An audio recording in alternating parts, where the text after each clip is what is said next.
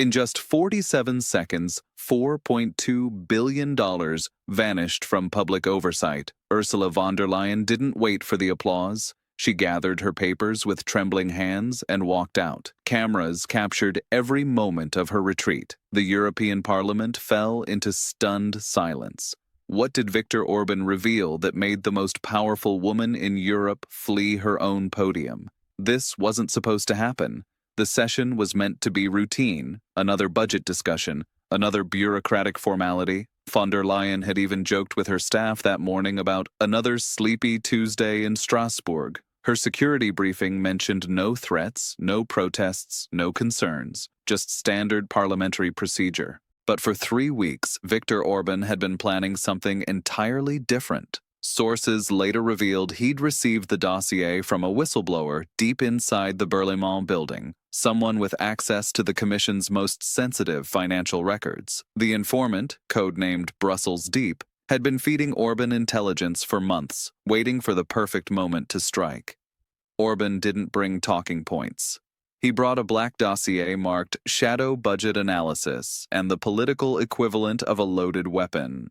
Inside those manila folders lay not just documents, but the carefully assembled destruction of the European Commission's credibility. At exactly 10:47 a.m. Brussels time, as von der Leyen approached the podium with her prepared remarks on the 2026 fiscal framework, Hungary's prime minister was already positioning himself for what would become the most devastating political ambush in recent EU history. The Commission president had no idea she was walking into a carefully orchestrated trap. Orban rose from his seat with calculated precision. No shouting, no theatrics, just the terrifying calm of a man holding nuclear codes. He cited Article 325 of the Treaty on the Functioning of the European Union, the clause specifically targeting fraud against the Union's financial interests. The chamber went cold. "Madame President," Orban's voice cut through the procedural murmur like a blade. "Before we discuss future budgets, perhaps we should address where the current money actually went." Von der Leyen's grip tightened on her prepared speech. This wasn't on the agenda. This wasn't protocol. But Orban was just getting started. He held up a document, not some political rhetoric, but an internal memo dated September 14, 2025, stamped with the seal of the Budgetary Control Committee.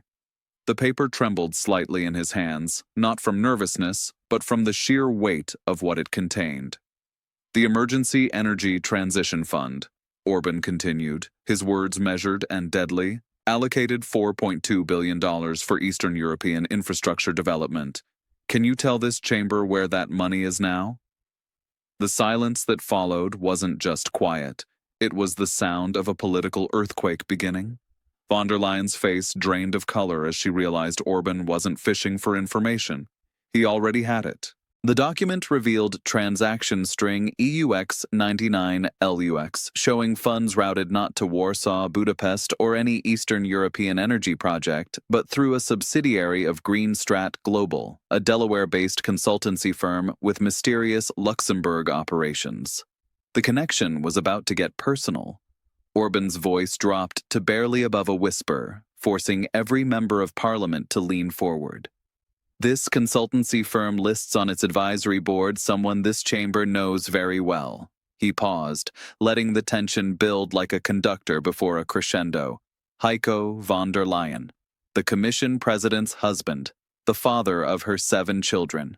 Listed as a strategic advisor to the very company that had received billions in misdirected EU funds meant for Eastern European energy infrastructure. The reaction was visceral and immediate. The Patriots for Europe faction began pounding their desks in rhythmic unison. Alternative for Germany members shouted, "Recuse! Recuse!" The Greens, usually von der Leyen's staunchest defenders, sat paralyzed in their seats, frantically checking their phones for damage control instructions that would never come.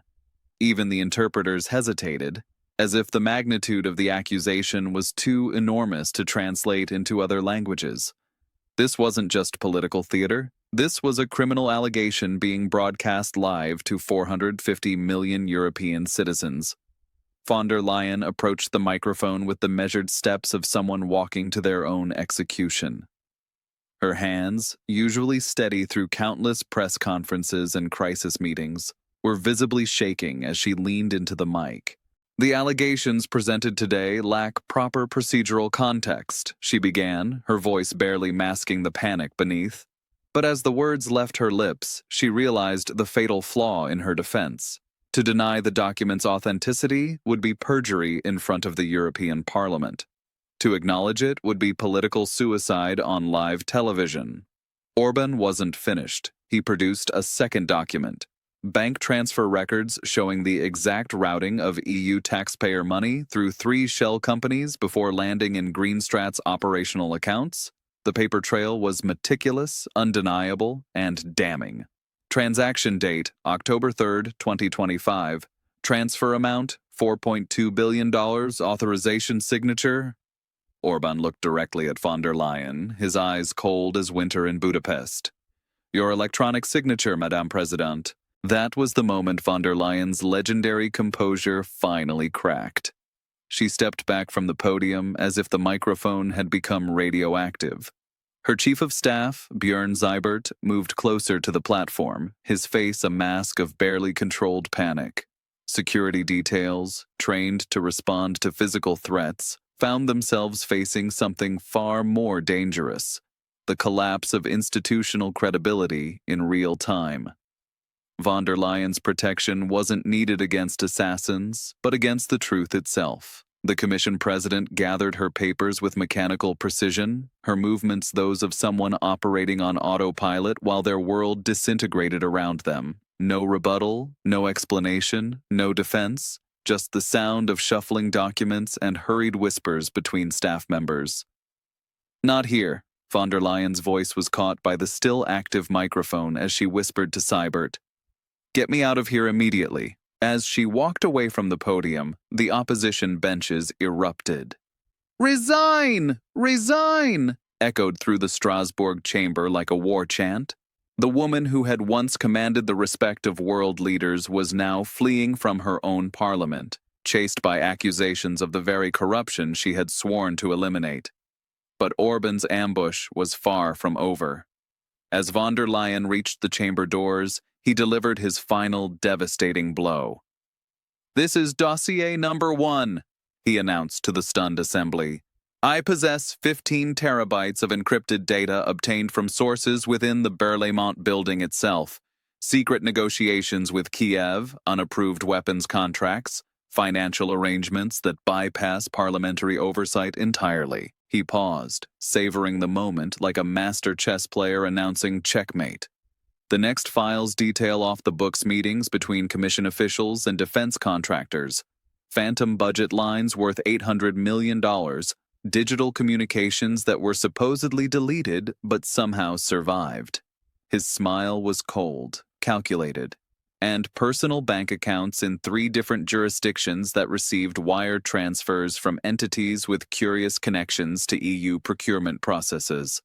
The implications hit the chamber like a tsunami. This wasn't just about $4.2 billion in misdirected funds, it was about the systematic circumvention of democratic oversight at the highest levels of European governance. Orban was essentially announcing that he possessed the nuclear codes to destroy not just von der Leyen, but potentially dozens of high-ranking EU officials. Twitter exploded within seconds. Von der Leyen Gate began trending across all 27 member states.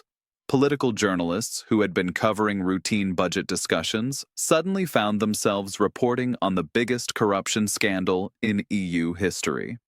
Within the chamber itself, the aftermath was even more dramatic. French President Macron's representative was seen making frantic phone calls in the corridor. German Chancellor Scholz's parliamentary liaison disappeared entirely, presumably to brief Berlin on the unfolding catastrophe. Even the usually unflappable Dutch delegation appeared visibly shaken. The parliamentary press gallery, normally filled with bored reporters checking their phones, suddenly became a war zone of camera crews and breaking news alerts. Security had to intervene as journalists tried to corner fleeing commission officials for comment. The euro dropped 0.8% against the dollar in the first hour after the session. Financial markets, always sensitive to political instability, immediately began pricing in the potential collapse of the current commission structure. Frankfurt's DAX index trembled as investors realized this wasn't just political theater. This was institutional collapse in real time. Laura Kövesi, chief prosecutor of the European Public Prosecutor's Office, reportedly received a copy of Orban's dossier within hours of the parliamentary session. If a formal investigation is launched, von der Leyen loses her immunity, transforming this from a political crisis into a criminal matter. Meanwhile, the Commission went into complete lockdown. Press briefings were cancelled without explanation. The usually active social media accounts of EU institutions fell silent. In the world of high-stakes politics, such silence isn't strategic. It's an admission of guilt. Hours passed without a single official response from the Parlement building. No denial, no explanation, no counterattack against Orban's allegations. For an institution that usually responds to controversies within minutes, the silence was deafening and damning. Emergency calls between Berlin, Paris, and Rome reportedly became increasingly frantic as member state leaders realized the magnitude of the crisis. If von der Leyen falls, the entire College of Commissioners may collapse with her, grinding the legislative machinery of Europe to a halt. The ultimate question now haunting Brussels is whether this represents the end of Ursula von der Leyen's political career, or something far worse, the beginning of the end for the European Union's credibility itself. In 47 seconds, Orban didn't just expose financial misconduct. He may have triggered the greatest constitutional crisis in the EU's history. The documents are real. The money trail is verified. The woman who promised to lead a geopolitical commission is now fighting for her political survival. And somewhere in Budapest, Viktor Orban is preparing to release 14 more terabytes of evidence that could bring the entire European establishment to its knees.